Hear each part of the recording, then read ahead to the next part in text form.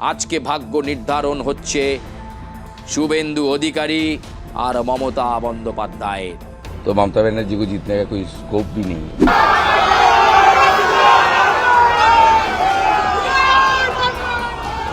भांगड़ेर प्रार्थी शौकत मोल्ला तृणमूल कांग्रेसेर दापुटे दाबांग नेता। ভাইরা যারা আছেন তাদের কাছে যে ভালোবাসা পাচ্ছি আমি আপনাদের কাছে চিরকৃতজ্ঞ। ঠিক শৌকত মোল্লার উল্টো দিকে দাঁড়িয়েছেন ইন্ডিয়ান সেকুলার ফ্রন্টের নওশাদ সিদ্দিকী। কারণ আমাকে পেন দিলে আমি ফর্মটা ফিলআপ করতে পারবো, আর ওনাকে পেন দিলে উনি পেনটা ভেঙে ফেলবেন। আজকে এই ভাগ্য পরীক্ষায় কতটা চাপের মুখে দেবাংশু আছেন সেটা বোধহয় দেবাংশু নিজেই বুঝতে পারছেন। পরের বছর বিধানসভায় উঠবে তারা রাতে বাংলা ভাষা শুনলে যাদের চতুর্দিকে ফাটে। তৃণমূলের দুর্ভেদ্য ডিফেন্সে শ্যামপুরে দাঁড়িয়ে আজকে হিরণের ভাগ্য পরীক্ষা হবে। তৃণমূলের জেন জি অভিষেক বন্দ্যোপাধ্যায়ের ঘনিষ্ঠ তৃণাঙ্কুরকে নামিয়ে দেওয়া হয়েছে নোয়াপাড়া বিধানসভা কেন্দ্রে। কখন যে কোন দলে অর্জুন বাবু থাকেন বোঝা মুশকিল, কখনো তৃণমূল কখনো বিজেপি। এই ব্যারাকপুর মানেই বোমাবাজি, ব্যারাকপুর মানেই সংঘর্ষ পরিস্থিতি, ব্যারাকপুর মানেই হাইপার সেন্সিটিভ বুথ। আজকে কিন্তু শেষ দফা এবং তারপর 4 তারিখের জন্য অপেক্ষা।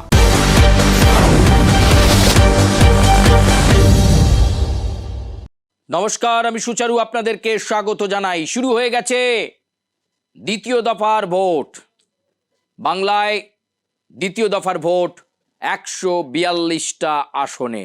প্রথম দফা ভোটের পর রাজনৈতিক দলগুলো নানা রকম হিসেব নিকেশ রেখেছিল সাধারণ মানুষের কাছে।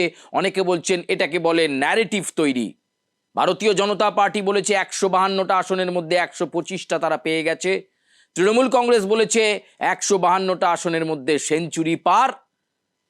আর এই প্রেক্ষাপটের পর মাঝে আবার কয়েকটা দিন প্রচার, তারপর প্রচার পর্বের সমাপ্তি এবং দ্বিতীয় দফার ভোট আজ দ্বিতীয় দফার ভোটে ভাগ্য নির্ধারণ হবে গুরুত্বপূর্ণ কয়েকজন রাজনৈতিক দলের প্রার্থীদের। তারা হেভিওয়েট তো বটেই, সে কারণেই তাদেরকে নিয়ে আলোচনা। এবং এই দ্বিতীয় দফার ভোটে আজকে যাদের ভাগ্য নির্ধারণ হবে, এই 142টা কেন্দ্রের মধ্যে এমন অনেকজন রয়েছেন যারা অত্যন্ত গুরুত্বপূর্ণ, ভাইরাল ফেস অথবা রাজনৈতিকভাবে পপুলার বা জনপ্রিয় ব্যক্তিত্ব। তাদেরকে সামনে রেখেই আমাদের আজকের এই প্রতিবেদন। ভোট গ্রহণের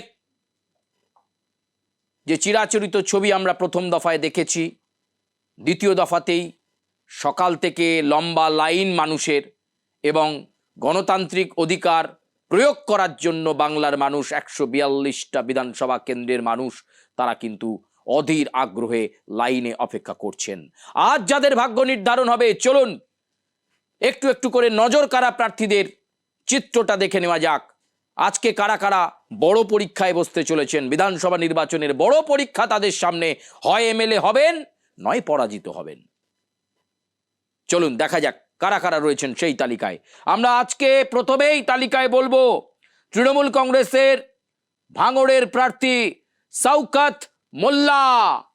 তৃণমূল কংগ্রেসের দাপুটে দাবাং নেতা শৌকত আগে ছিলেন ক্যানিং পূর্বে, কিন্তু এবার তৃণমূল কংগ্রেস তাকে কেন্দ্র বদল করে সরাসরি ভাঙড়ের লড়াইয়ে নামিয়ে দিয়েছে শৌকত মোল্লাকে।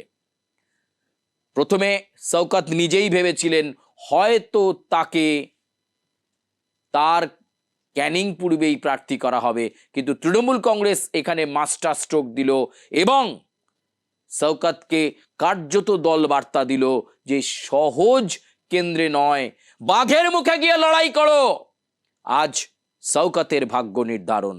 ভাঙড়ে কে তিনি পারবেন ভাঙড়ের লড়াইয়ে জয়ী হতে? শৌকত মোল্লার কাছে আজকে কিন্তু ইজ্জতের প্রশ্ন, তার রাজনৈতিক কেরিয়ারের প্রশ্ন। তার কারণ আরেকজন গুরুত্বপূর্ণ নজর কাড়া প্রার্থী ঠিক শৌকত মোল্লার উল্টো দিকে দাঁড়িয়েছেন ইন্ডিয়ান সেকুলার ফ্রন্টের নওশাদ সিদ্দিকী। গতবারে নওশাদ জিতেছিলেন কিন্তু প্রার্থী ছিল অন্যজন, কিন্তু এবার নওশাদের উল্টো দিকে শৌকত মোল্লা। নওশাদ সিদ্দিকী, ইন্ডিয়ান সেকুলার ফ্রন্টের নওশাদ সিদ্দিকী, তিনি কিন্তু আজকে ভাগ্য পরীক্ষায়।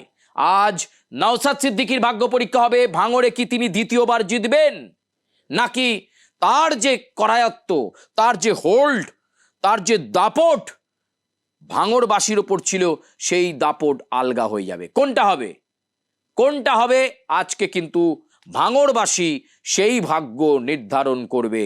ভাঙড়বাসী বেছে নেবে, আজকে তারা ভাগ্য নির্ধারণ করবে। তাহলে একদিকে যেমন শওকত মোল্লার ভাগ্য নির্ধারণ, অন্যদিকে ভাঙড় কেন্দ্রে আজকে নওশাদ সিদ্দিকীর ভাগ্য নির্ধারণ। চলুন, আর কাদের কাদের ভাগ্য পরীক্ষা আজ।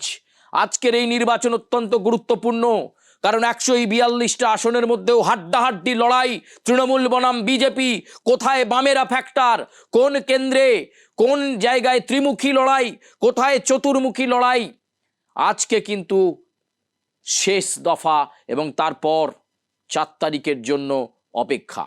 নজর কাড়া প্রার্থী চুচুড়া কেন্দ্রে তৃণমূল কংগ্রেসের দেবাংশু ভট্টাচার্য।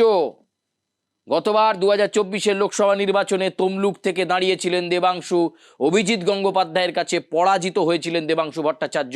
কিন্তু দল এই তরুণ তুর্কি, এই যুব নেতার উপর ভরসা রেখেছে, এই সোশ্যাল মিডিয়ার নেতার উপর ভরসা রেখেছে এবং সরাসরি চুচুড়াতে দেবাংশুকে লড়াইয়ে নামিয়ে দেওয়া হয়েছে। আজকে দেবাংশুর ভাগ্য নির্ধারণ।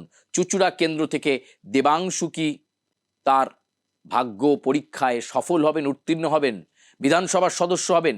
এমনিতেই তৃণমূল কংগ্রেসের অসিত বাবুকে এবার টিকিট না দিয়ে দেবাংশুকে টিকিট দেওয়া হয়েছে। ফলে সেই জায়গায় আজকে এই ভাগ্য পরীক্ষায় কতটা চাপের মুখে দেবাংশু আছেন সেটা বোধহয় দেবাংশু নিজেই বুঝতে পাচ্ছেন, এবং লড়াইটা কতটা হাড্ডাহাড্ডি সেটা দেবাংশু জানেন।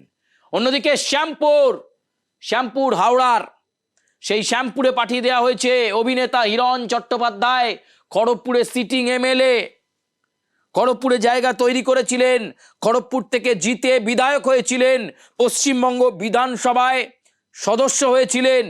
সেই হিরণের এবার কেন্দ্র বদল হয়ে গেছে, কারণ খড়গপুরে দিলীপ ঘোষ আর হিরণকে পাঠিয়ে দেওয়া হয়েছে হাওড়ায় শ্যামপুর বিধানসভা কেন্দ্রে। আজকে হিরণের ভাগ্য পরীক্ষা। তৃণমূলের দুর্ভেদ্য ডিফেন্সে শ্যামপুরে দাঁড়িয়ে আজকে হিরণের ভাগ্য পরীক্ষা হবে যে তিনি কত বড় নেতা, কত বড় প্রার্থী। শ্যামপুর থেকে কি জিতে বিধানসভায় যাচ্ছেন হিরণ চট্টোপাধ্যায়? এই পরীক্ষায় কি তিনি সফল হবেন?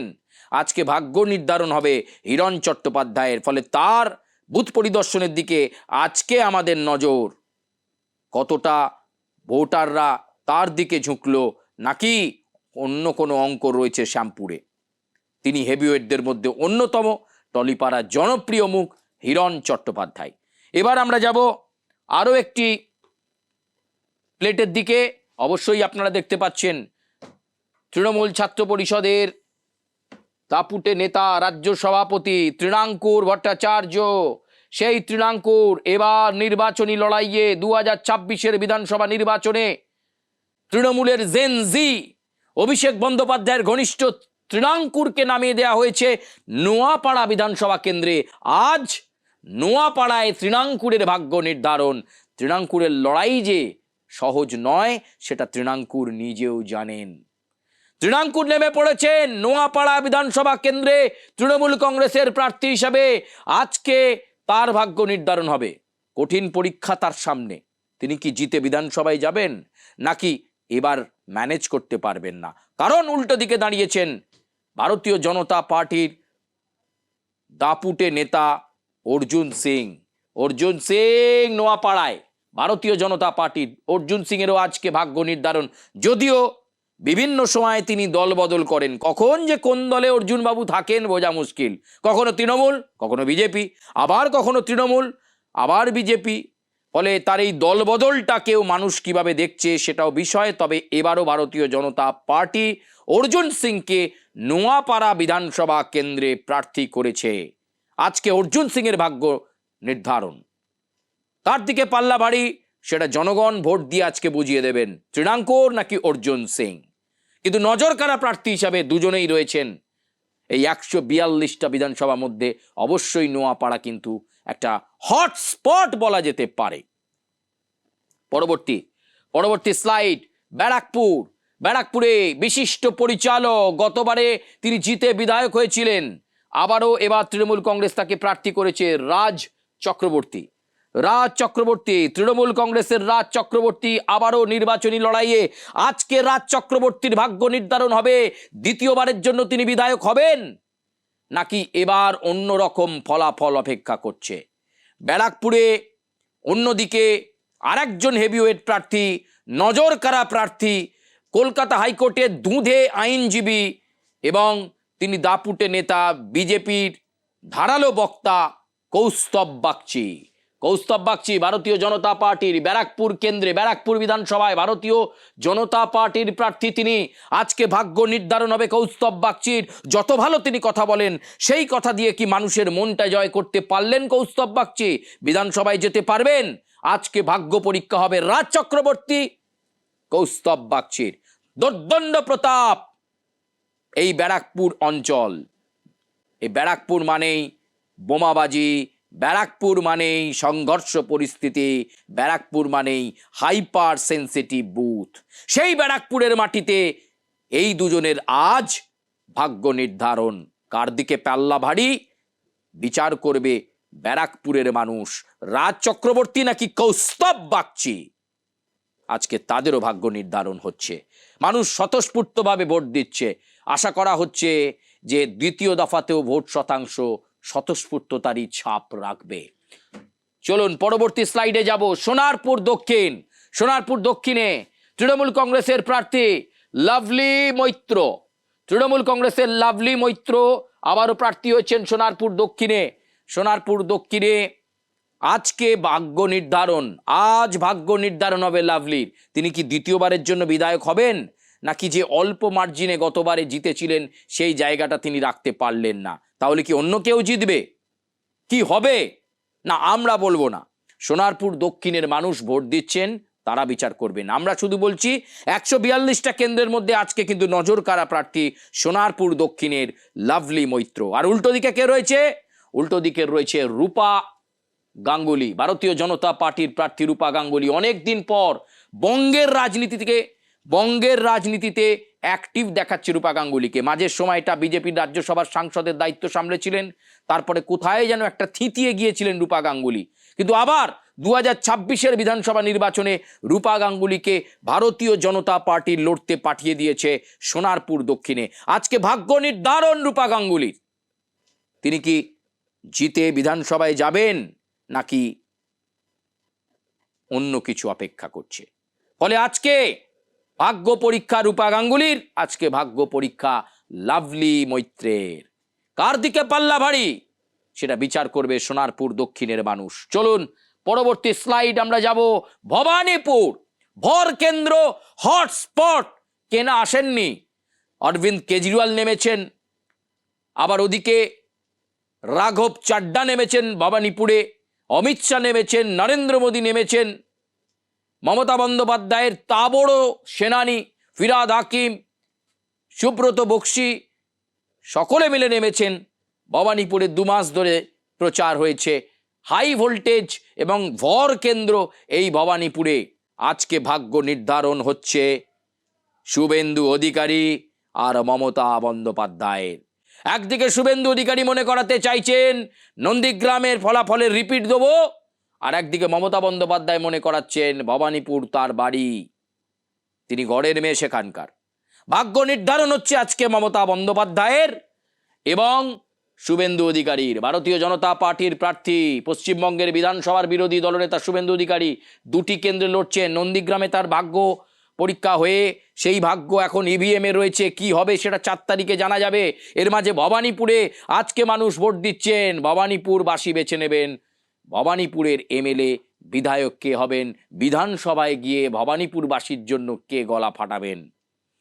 অন্যদিকে মমতা বন্দ্যোপাধ্যায় তৃণমূল কংগ্রেসের সুপ্রিমো, তিনি নিজে বিভিন্ন কেন্দ্রে গিয়ে প্রচার করেছেন। এবার নিজের পছন্দের কেন্দ্রই বেছে নিয়েছেন মমতা বন্দ্যোপাধ্যায়। ফলে হাড্ডাহাড্ডি নেক টু নেক লড়াই। 142টা কেন্দ্রের মধ্যে আজকে দিনভর আমাদের নজর ভবানীপুর কেন্দ্রের দিকে। ভবানীপুর কেন্দ্রে ঠিক কি ঘটছে, সেখানে কতটা ভোট পর্ব শান্তিপূর্ণ হচ্ছে আজকে দিনভর আমরা নজর রেখেছি এবং রাখব এই ভবানীপুর কেন্দ্রের দিকে। আমরা মুভমেন্ট লক্ষ্য করব তৃণমূল কংগ্রেস প্রার্থী মমতা বন্দ্যোপাধ্যায়ের কোথায় কোথায় বুথ পরিদর্শন করছেন। আমরা মুভমেন্ট লক্ষ্য করব শুভেন্দু অধিকারী ভবানীপুরে ভারতীয় জনতা পার্টির প্রার্থীর তিনি কোথায় কোথায় বুথ পরিদর্শন করছেন, বুথের পোল আপডেট কি বলছে, কার দিকে পাল্লা ভারী জানা যাবে 4 তারিখে। আজকে ভাগ্য নির্ধারণ হবে মমতা বন্দ্যোপাধ্যায় এবং শুভেন্দু অধিকারী। প্রিয় দর্শক, প্রাণ ভরে নিজের গণতান্ত্রিক অধিকার প্রয়োগ করুন। আপনি আপনার অধিকার প্রয়োগ করে বেছে নেবেন আপনার বিধায়ককে। আমরা শুধু মনে করালাম যে আজকে উল্লেখযোগ্য প্রার্থী কারা বা হেভিওয়েট প্রার্থী কারা, যারা আজকে দিনভর নজরে থাকবেন, বা এই সমস্ত হেভিওয়েট প্রার্থীদের পরবর্তীকালে কি হয় তাদের ফলাফল বা নির্বাচনী ফলাফল, তার দিকে আমরা অবশ্যই নজর রাখব। আজকে এ পর্যন্তই। আপনাদের সঙ্গে দেখা হচ্ছে আবার কোনো বিশেষ প্রতিবেদন নিয়ে পরবর্তী পর্বে। ধন্যবাদ।